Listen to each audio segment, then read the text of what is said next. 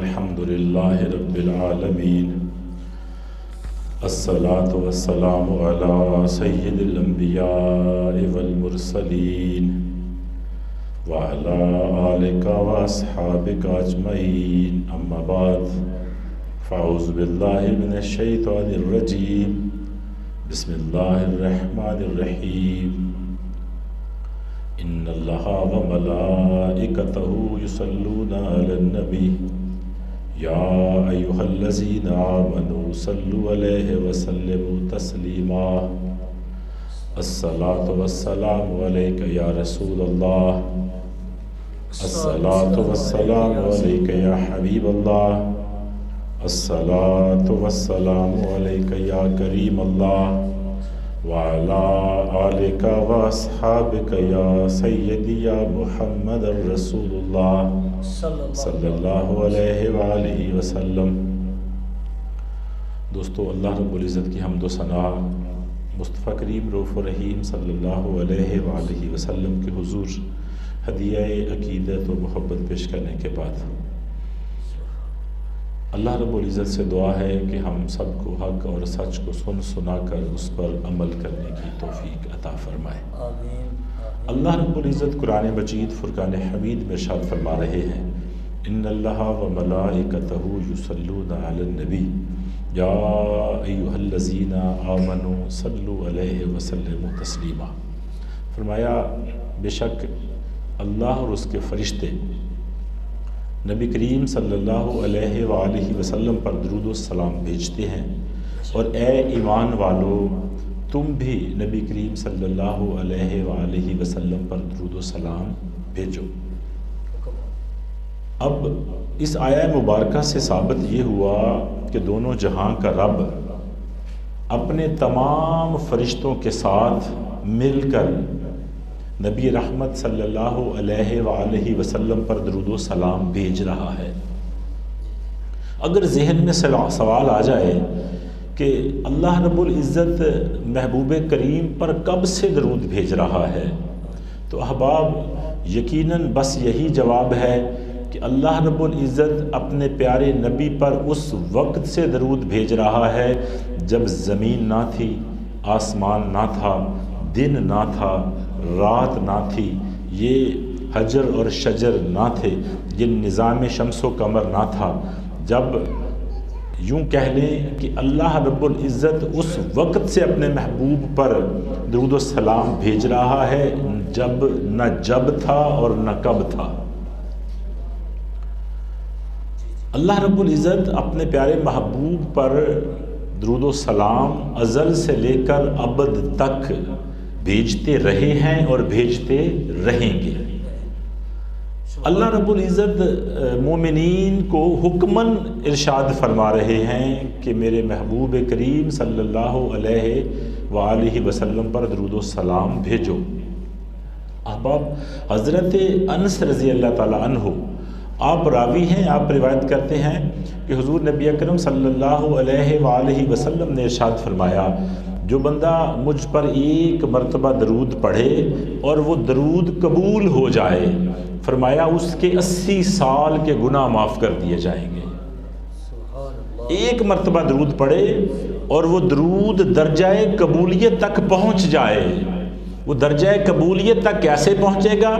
جب نہایت ہی خوشی، محبت اور مصطفیٰ کریم کے ساتھ پیار کے ساتھ درود پڑھا جائے گا، خلوص کے ساتھ درود پڑھا جائے گا، اخلاص نیت کے ساتھ درود پڑھا جائے گا، تو وہ درود درجہ قبولیت تک پہنچے گا۔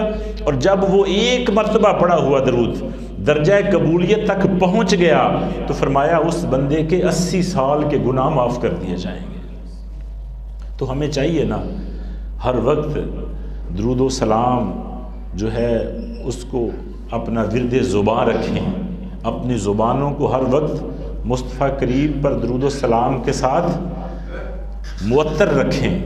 احباب حدیث پاک میں آتا ہے کہ جس نے نبی اکرم صلی اللہ علیہ وآلہ وسلم پر دن میں 1000 مرتبہ درود پڑھا کتنی مرتبہ؟ 1000 مرتبہ. جو بندہ دن میں 1000 مرتبہ درود پڑھے تو امام الانبیاء نے ارشاد فرمایا وہ مرے گا نہیں جب تک وہ جنت میں اپنا ٹھکانہ دیکھ نہ لے گا. اس سے اور بڑی گارنٹی کیا ہو سکتی ہے؟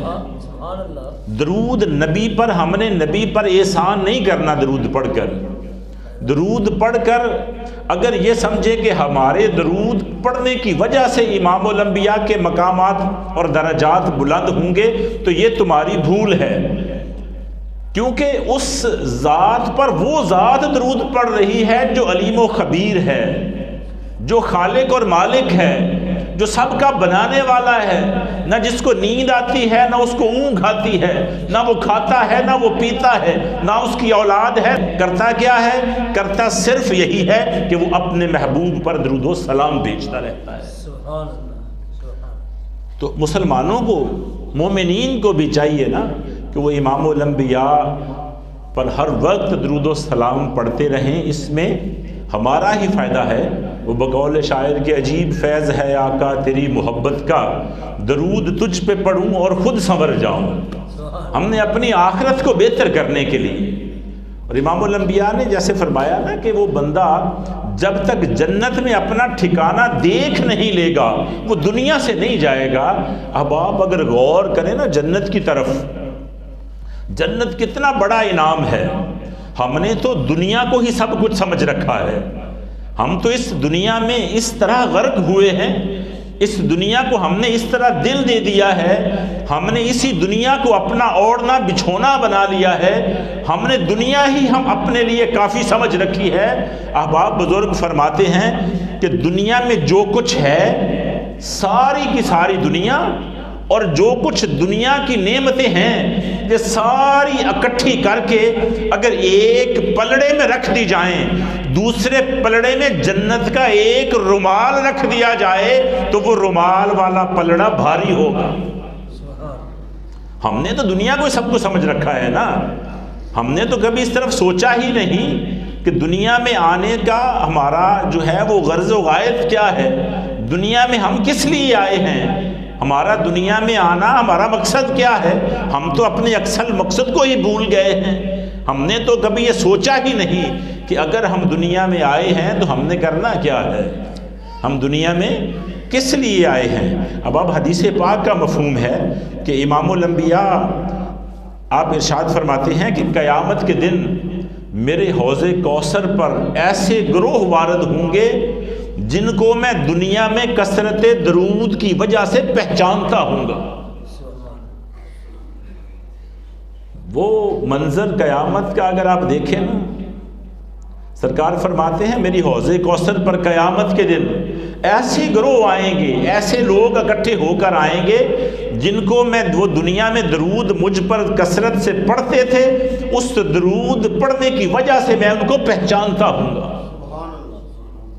وہ منظر قیامت کا جب سورج بالکل قریب آ چکا ہوگا، زمین دہکتے ہوئے کولے کی طرح تپ رہی ہوگی، گرمی کا یہ عالم ہوگا اور پیاس کا یہ عالم ہوگا کہ زبانیں باہر نکل آئی ہوں گی، کہیں سایہ نہ ہوگا، اور حالت ایسی ہوگی کہ انسان اپنے ہی پسینے میں ڈوبا ہوا ہوگا اور اتنی شدید پیاس ہوگی.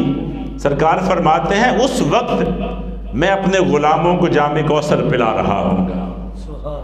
اور جو دنیا میں رہ کر آپ فرماتے ہیں مجھ پر کثرت درود کرتے تھے، میں ان کو درود کی وجہ سے پہچان جاؤں گا. اور امام احمد رضا خان بریلوی رحمۃ اللہ تعالی علیہ آپ کہتے ہیں کہ انا اعطیناک الکوثر، ساری کثرت باتیں یہ ہیں.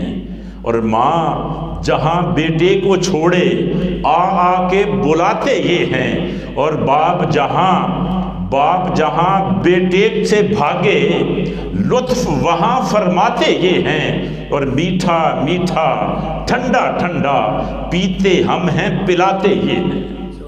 سرکار حوض کوثر پر کھڑے ہوں گے نا تو جو غلام دنیا میں مصطفیٰ کریم پر درود سلام پڑھتے رہے ہوں گے نا، سرکار ان کو پہچان جائیں گے، سرکار آواز دیں گے کہ آ جاؤ میرے غلاموں، امت کا شفیق میں ہی ہوں اور میں ہی حوض کوثر پلانے والا ہوں، اور میں نے تمہیں پہچان لیا ہے، تم دنیا میں مجھ پر درود و سلام پڑھا کرتے تھے۔